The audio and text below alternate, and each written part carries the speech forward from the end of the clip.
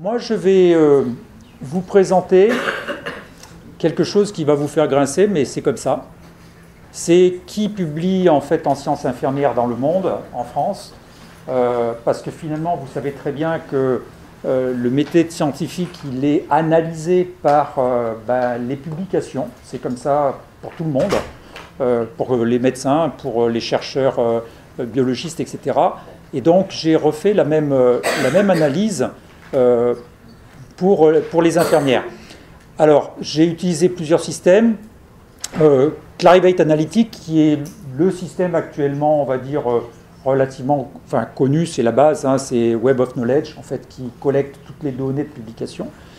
J'ai utilisé NCBI, qui est PubMed, donc, qui est assez connu aussi.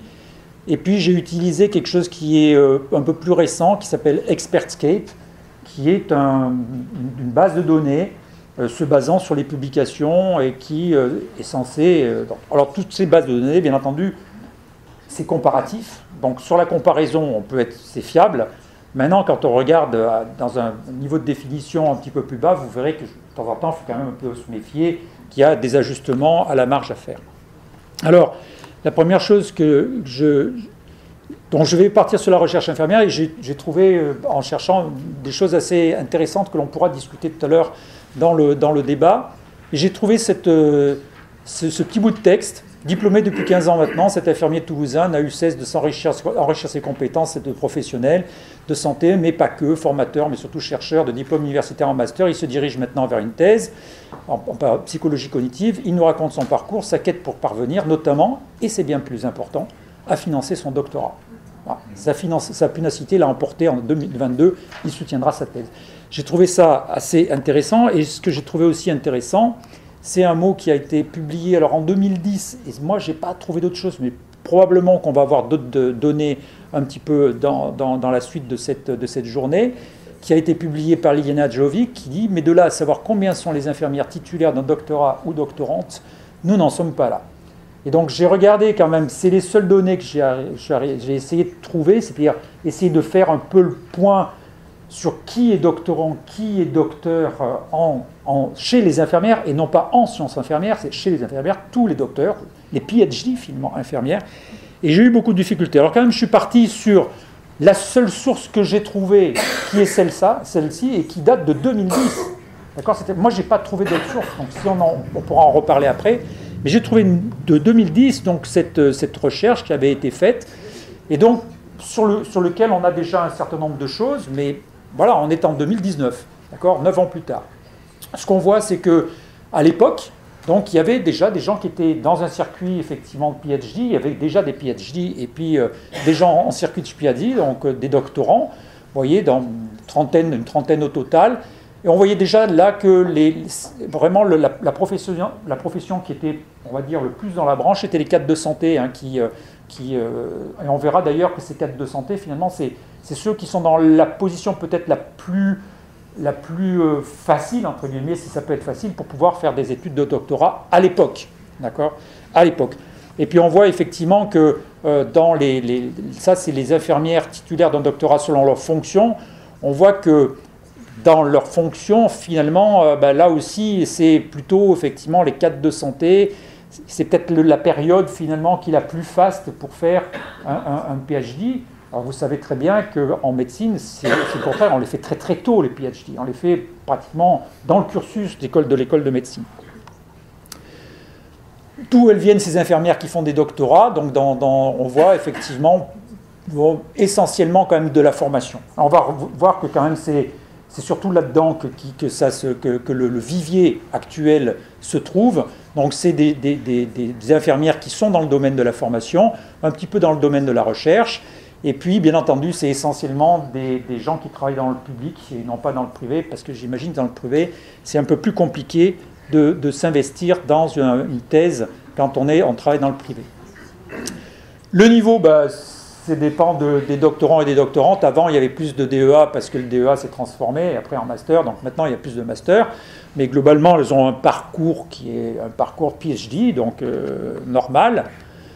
Et qu'est-ce qu'elles font? Et c'est ça qui est intéressant, et c'est ça qui est vraiment intéressant. Ça, c'est les Françaises, et on verra que c'est très très différent, effectivement, des anglo-saxonnes. Mme Aymar va vous en parler.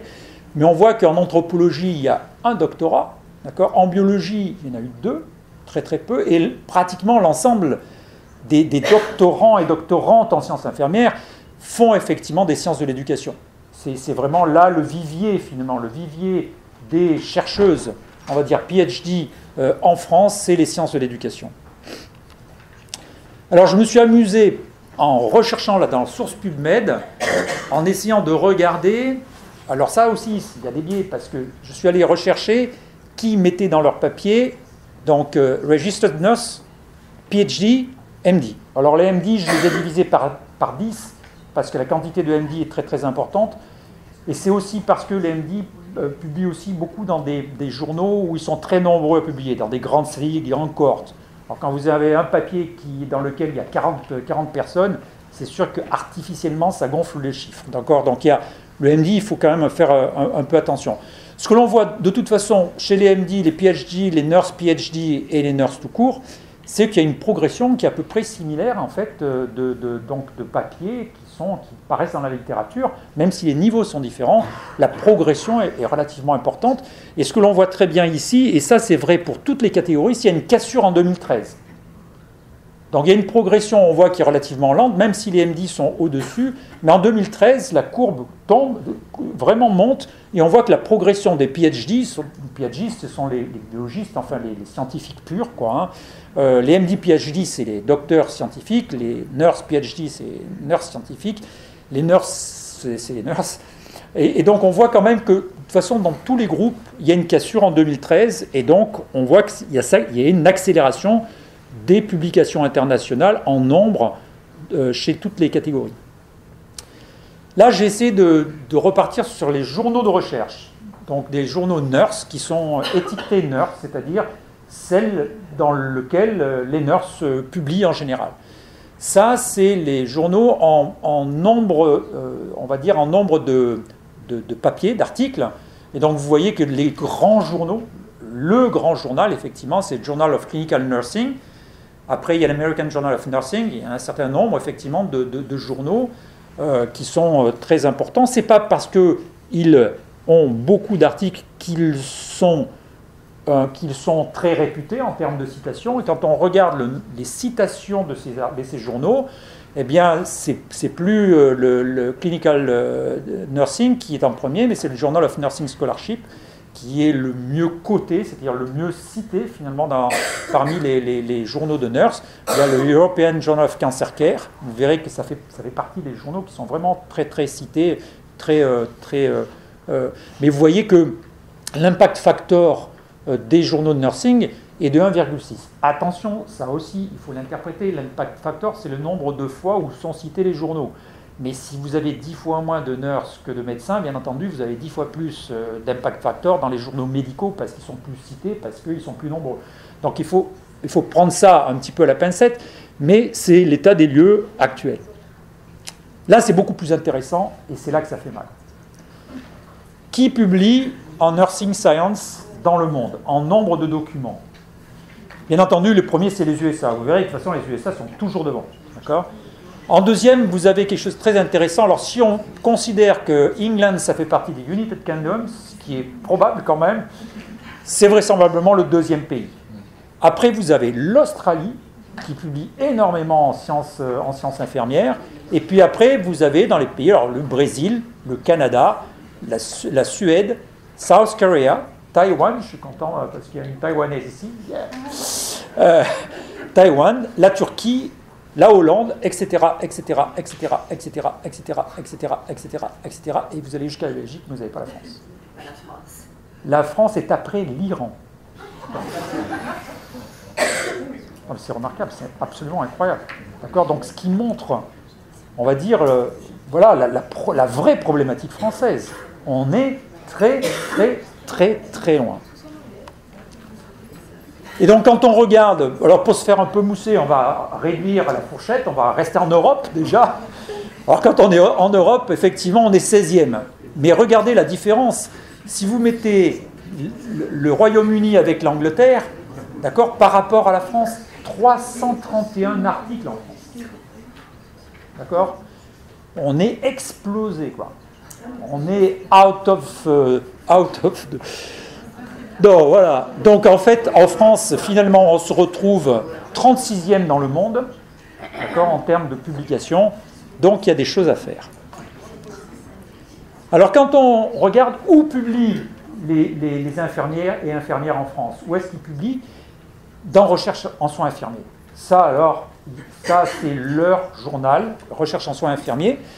Après, la deuxième journal, c'est le European Journal of Cancer Care. Il y a quand même pas mal de publications des infirmières françaises là-dedans. Puis vous avez quelques autres journaux assez connus. Et ce qui est intéressant, c'est ça. C'est la progression du nombre de papiers dans chacun de ces journaux en fonction des années. Et donc, vous voyez que Recherche en soins infirmiers est en train de se casser sérieusement la figure et qu'il est pris en relais par plusieurs autres journaux européens et internationaux, dont notamment l'European Journal of Cancer Care. Et vous voyez qu'il y a une espèce de shift entre, on va dire, le franco-francisme qui reste vraiment là, et on commence vraiment, les infirmières commencent à s'exporter, à publier dans la littérature internationale qui est lisible. Parce que même si Recherche en soins infirmiers est référencé en PubMed, il est en français. Et il peut être lu que par un écrivain qui n'est bien. En dehors de ça, il ne peut pas être lu. D'accord? Et donc, du coup, on est franco-français. Donc, il faut qu'on arrive à sortir de cette langue française pour pouvoir montrer notre science infirmière aux yeux du monde, quoi. Alors, c'est en train de pousser, mais effectivement, ça pousse peut-être pas aussi fort qu'on pourrait le vouloir, puisque on voit que les résultats ne sont pas excellents. Ça, c'est les journaux en Europe, donc on revient un peu à ça, c'est les mêmes journaux en termes de citation, c'est-à-dire en gros l'impact factor, la qualité des journaux, si vous voulez, le reflet de qualité des journaux. Et on voit très bien qu'en Europe, c'est l'European Journal of Cancer Care qui est vraiment celui qui est le plus cité, c'est le meilleur. Et on voit bien effectivement que Recherche en soins infirmiers, c'est pas cité, mais c'est parce que c'est que français. Et donc, du coup, ça ne peut pas être cité. Donc là, il y a une vraie politique de publication à remettre en cause, c'est-à-dire que même si il faut publier en français parce qu'il y a des choses qu'on doit faire passer en français, il faut que la recherche paraisse dans des journaux internationaux si on veut être lisible, quoi. Ça, c'est vraiment une problématique extrêmement importante. Mais attention, il faut faire attention, il faut regarder après entre les lignes. Et donc, quand on refait effectivement qui publie en France, dans les journaux dont on vient de parler, on trouve un certain nombre de noms. Il y a des noms qu'on connaît, parce qu'on sait qu'ils sont des infirmiers.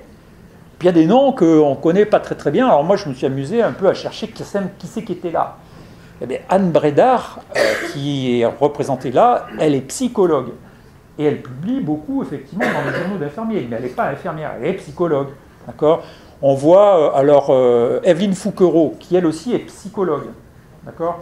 Donc, les journaux d'infirmières, ils ne sont pas réservés aux infirmiers, bien entendu. Ils sont réservés à tous ceux qui publient en sciences infirmières ou autour des recherches scientifiques infirmières. Donc, voilà, Sotomaria, elle est PUPH, gériatre à Toulouse. D'accord ? Donc, ce qui veut dire que, voilà, il y a les deux choses. Peut-être que dans ces analyses-là, on n'arrive pas à récupérer tous les infirmiers qui publient, parce qu'on en rate, bien entendu. D'accord ? Mais on récupère des pas infirmiers qui publient dans les journaux d'infirmières. Donc, du coup, il faut un peu se méfier. Mais ça donne quand même une certaine lisibilité de ce qu'il y a à faire, finalement, en France. Alors ça, c'est ExpertGate. Donc, c'est ce nouvel outil qu'on a découvert, en fait, récemment, qui est très à la mode à l'IHU, parce que sans être en train de rechercher un peu qui est l'experte. Mais c'est intéressant. Je suis reparti sur un certain nombre de mots-clés. Nursing Research, Education Nursing, Oncology Nursing, Nursing Care et Nursing. Et vous voyez que le premier pays, c'est toujours les USA. De toute façon, les USA sont tellement loin devant qu'il ne faut pas compter les rattraper. Les noms qui sortent sont souvent les mêmes noms d'ailleurs. Et on voit des gens comme Jackson Derby, Jackson. On voit effectivement Clearly, on voit effectivement Appel, qui sont apparemment des gens qui sont extrêmement célèbres, qui publient beaucoup, qui sont des infirmières. Tout ça, ce sont des infirmières. Par contre, de temps en temps, il y a quelques petits intrus. Dupin, qui est un docteur, en fait. Donc, il faut aller chercher quelques intrus. Mais ça reflète relativement bien. Et en France, celui qui publie le plus actuellement, c'est Debout. Je ne connais pas Debout, Christophe, mais a priori, c'est celui qui publie le plus actuellement en France. Après, donc, il y a Petit Daniel, qui a priori publie, que je ne connais pas non plus. Voilà, donc ça c'était un peu pour vous donner un peu l'état, finalement, le reflet finalement de la recherche en soins infirmiers au sens large du terme. Il y a tout dedans, hein, donc avec les limites dont je vous ai parlé, mais qui montrent bien que voilà, il y a de la place, il y a du chemin à faire. Voilà.